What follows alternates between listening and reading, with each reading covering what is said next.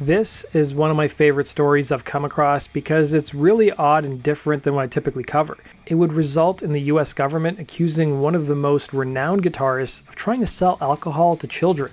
Was that the case? Well, let's find out in today's video, and I want to hear from you guys your thoughts in the comments section below. From 1988 to 1993, Guns N' Roses were without a doubt one of the biggest bands in the world, and this is a group that people either love or loathe, as I've read in the comments on my channel. It was ahead of the group releasing their much anticipated full-length follow-up to their debut record Appetite for Destruction that Slash would sit down with Rolling Stone to discuss the band's upcoming albums, Use Your Illusion 1 and 2. He would talk about his fragile relationship with Axl Rose, and he would talk about sponsoring companies. The guitarist would be asked if there was any sponsors for the band's upcoming tour, to which he responded, "I'm willing to do it if there's no dumb ads and no dumb commercials. I want to do Black Death Vodka. Axl turned me onto it. I want Black Death Vodka to call me because I'll sponsor them. Just me personally." Even after Slash stated his desire to endorse the product, it wasn't immediately clear that he would land the gig because the company would claim that they had many rock stars who enjoyed their product and they were still evaluating which musician would be part of their upcoming campaign titled Drink in Peace. It was in March of 1992 they announced that Slash had signed a deal with the vodka maker that was reportedly worth at least $1 million. Talk about great publicity. Guns N' Roses were on tour, they had 2 new albums which were selling millions of copies, and the guitarist would appear in print ads for both Rolling Stone and Spin magazine, and he'd even sport a Black Death Vodka t-shirt sometimes and even have a black Les Paul with a Black Death sticker on it. But not everybody was happy with the announcement of Slash endorsing the product, as a lobbying organization calling themselves the Advocacy Group, which studied how marketing influenced underage drinking, would issue a statement that read, "They're clearly targeting an underage crowd." The Arizona Daily Star would be one of those critics who would write in 1992, "Is it appropriate to market alcohol using a rock star whose fans are mostly under legal drinking age, particularly a celebrity with a long history of drug abuse?" they would ask. Black Death would claim that the ages that they were targeting were people in their early 20s, while Spin and Rolling Stone magazine's average age of the readers was set to be 26 at the time. This wasn't the first time that Black Death actually ran afoul with their sponsorships. 2 years prior, in 1990, the company tried to endorse an English soccer team who would have worn Black Death jerseys, but the soccer authorities struck down the deal. Black Death, however, did sponsor some squash teams. As for the name Black Death, while you may think the vodka got its name from the plague in Europe in the 14th century that killed about 50% of the people who contracted the illness, it actually originated from Iceland. It was during Prohibition in Iceland that all alcohol was referred to as Black Death, while another article claimed it was an Icelandic slang term for distilled spirits. Black Death vodka's origins originally date back to 1906 in the northern part of the country, where the inhabitants frequently traded moonshine with passing ships, and the recipe was eventually refined to create what we know as Black Death vodka. Apparently, an Icelandic family owned the rights to the name and licensed it to a company named Cabo Distribution Company and Black Death Vodka, which eventually moved production to Belgium. Even before Slash endorsed the product, Black Death was getting a ton of press coverage stateside. The Arizona Daily Star would profile the publicist for the company, who said the name and the logo alone, a grinning skull with a top hat, not to mention the coffin that the bottle came with, would elicit hundreds of calls from major press outlets across America who were curious about the drink. I mean, come on, it's genius. It was in 1987, the same year that Guns N' Roses would release their debut LP, Appetite for Destruction, that Black Death Vodka launched globally. It was by the mid-90s the company had eventually sold about 120 million bottles, in addition to winning numerous competitions for best-tasting vodka. What also set the company apart from its competitors was that the drink also had a political message, which included inclusivity and freedom of choice, which had these little messages that were placed under the bottle caps. Then fast forward to July of 1989, and the US government, more specifically the Bureau of Alcohol, Tobacco, and Firearms, or the ATF, would approve the Black Death label.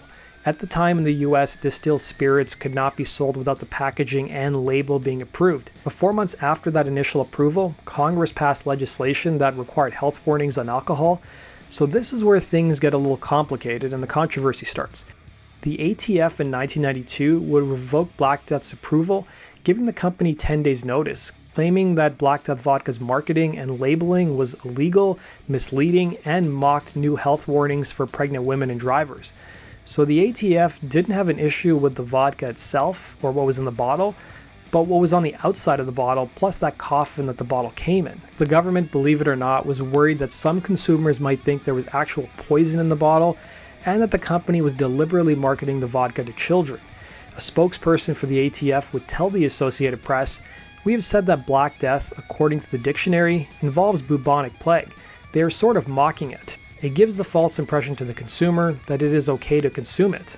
They would add in their statement, and I'm not kidding you guys, that the company, and I quote, "promising poison and plague, delivering only vodka." The ATF would even claim that if the top hat its skull logo was changed, the name itself, Black Death, would still result in the product being banned because it meant bubonic plague and could mislead consumers. Black Death, meanwhile, claimed the whole thing was a witch hunt, which it probably was. The Surgeon General at the time, Antonia Novello, was so concerned about Black Death vodka that she went on the Today Show and slammed the company for using Slash to market to underage children.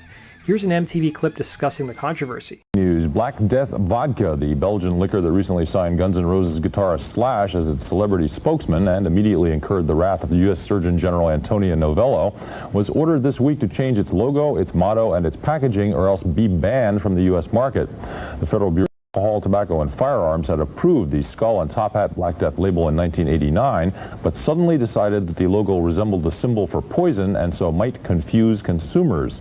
Black Death representatives called this a witch hunt, and by week's end, the government had backed off a bit, delaying any final decision on the vodka's fate until... In May of 1992, however, a truce would be reached between the company and the government, where Black Death Vodka agreed to rename its product Black Hat. But the company soon had a change of heart, realizing that they had already paid for making and packaging of bottles that had the old name, and soon took the US government to court for damages, claiming that changing the name would be akin to, and I quote, "surrendering one's wallet to a robber." The lawyers for Black Death would argue that the name was simply a fanciful trade name, arguing that nobody thinks that Apple computers are made of apples, and that no one believes that Moosehead beer is actually made of moose heads. Then in July of 1992, Black Death would win a court ruling allowing them to keep the name in the packaging, at least for the time being. The judge would rule that there was insufficient notice given to the company, and since they had already ordered millions of dollars worth of product, it could harm them financially.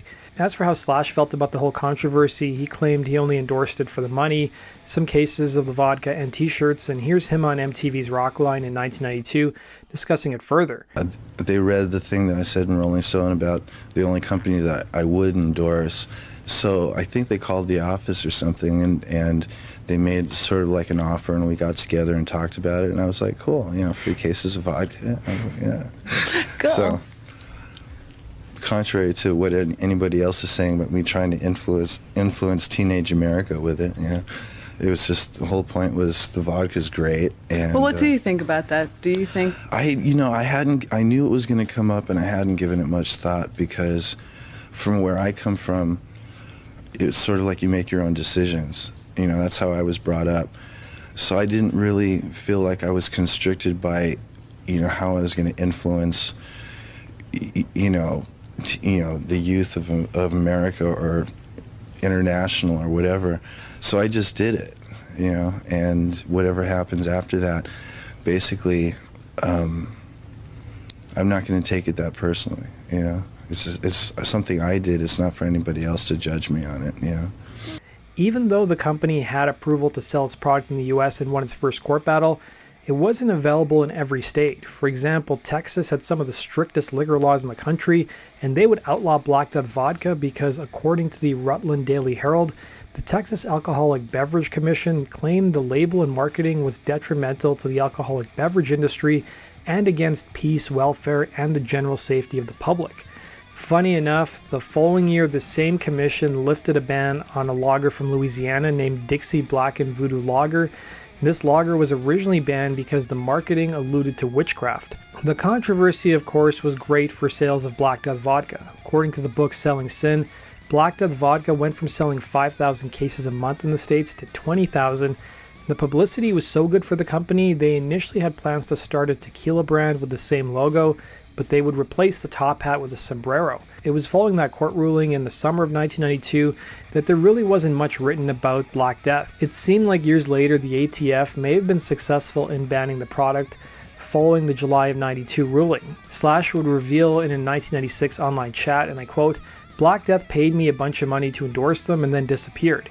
If you even look on eBay, you can still find Black Death t-shirts and the coffin-shaped packaging, varying wildly in pricing depending on what year the coffin's from. I've seen one from 1987 that was actually asking for $2,000, while others were around $100. If you guys remember, there was also a company that initially had no relation to Black Death called Black Death Cigarettes that sprouted up during the early 90s. It was started by an Oregon cattle rancher and actor named Charles Southwood, and the cigarettes were packaged in a coffin and had a logo of a skull and crossbones on it. Southwood was a longtime smoker who recently gave it up, but he wanted to give new meaning to the term truth in advertising. So in addition to the typical Surgeon General warnings you see on cigarettes, Southwood put his own additional warnings on the packaging, which included, and I quote, "Manufacturer's advice, cigarettes are addictive and debilitating. If you don't smoke, don't start. If you smoke, quit." He would end up manufacturing the cigarettes in Holland and started selling them in small shops around Los Angeles, and just the name and the warnings alone got him a ton of attention from the press. There was also a cigarette company in the UK called Death Cigarettes with similar marketing behind it, but their trademark was challenged by Black Death Vodka, and they were successful in closing the company down. As for Southwood, it seemed like he sold the company to Black Death Vodka, who started selling Black Death cigarettes in the States in the mid-90s, and they were a huge hit initially, bearing similar packaging to the vodka. Fast forward to 2017, it was announced that Black Death Vodka would be making its long-awaited return to the US market, appearing in bars and retailers after the ATF initially banned it. At least that's what the article stated. That does it for today's video, guys. Thanks for watching. Let me know your thoughts on this whole story, and did you guys ever try Black Death Vodka or Black Death cigarettes? Let me know your thoughts down below, and we'll see you again in Rock and Roll True Stories.